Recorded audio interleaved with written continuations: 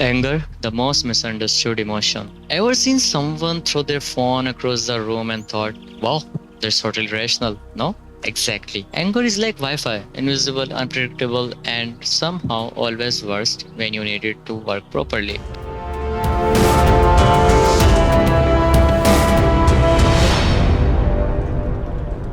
Welcome to the Grey Room.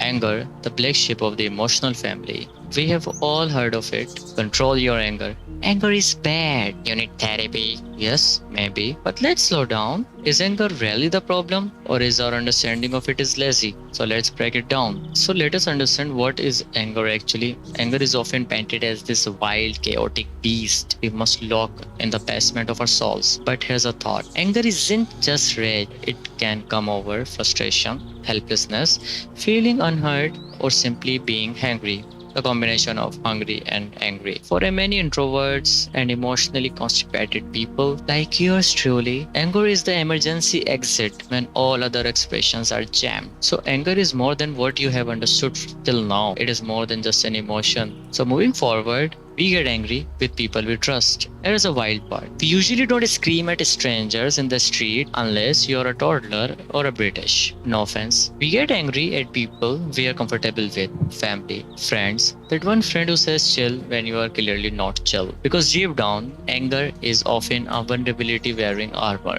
So, when someone's angry at you, maybe, just maybe, they trust you enough to be real. No, don't mix whatever I'm saying with disrespect. I never mentioned to accept being disrespected. There's a big difference what I am saying here and what you might interpret from it. But anger isn't always hostility. Sometimes it's a cry for help in monster's voice. Moving forward, the biggest myth. People say the truth in anger. Let us bust this myth with a bat. We have all heard this dialogue. You will see a person's real self when they are angry. Hold up a bit. No, it is not true. You see they're stressed out, hijacked by emotions self, not their true self. It is like saying to a drunk person to do karaoke, and on the basis of his result, we reveal his true talent and what he is capable of. That doesn't make sense. And so is the case with anger.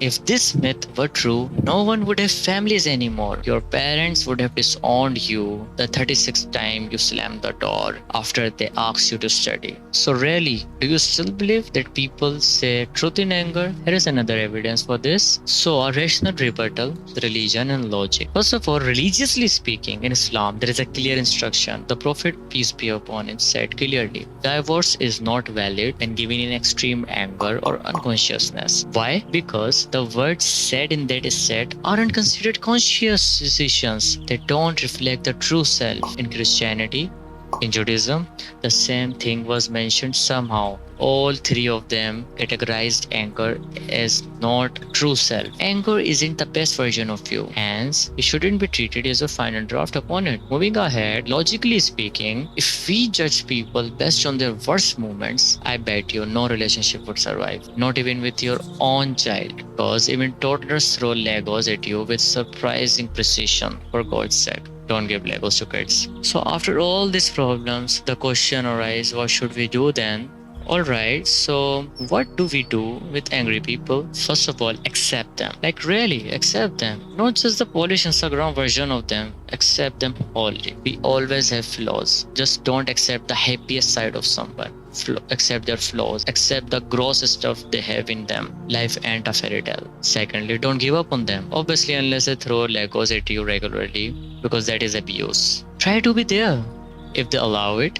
Some people heal alone, and that's fine too. Try to be there if they allow it. Some people want people to be there and some people want solitude. But in both cases, I would prefer the former case. Be there for them. Don't let words spoken in anger tattoo your soul. Rather, filter them. Don't let temporary emotions become your permanent scars or wounds. It will only ruin the relationship you have with your loved ones. And finally, try to win trust. Be that someone for someone that they can melt in your arms without any fear. So till now we have learned that we label emotions as good or bad, like they are vegetables. But humans aren't carrots. We are complex, we are messy, beautiful, and sometimes angry. When you buy a product, you accept its flaws, its bugs, even the fact that it might crash on a Monday. So, why don't we do the same with people? Are these people of our own less than the products you buy from the Amazon? Think for a second and stop following Instagram quotations for God's sake. So, till now, thank you so much for turning into the Grey Room. If this made you think or even chuckle once, then consider subscribing, hit like, and comment down below about your thoughts. I would love to read them because we are not done poking holes in popular beliefs.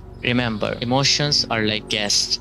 Some stay longer that you would like, but all of them have something to say. Until next time, stay curious, stay kind, and please don't throw your phone. If you know, you know. Yeah, bye bye.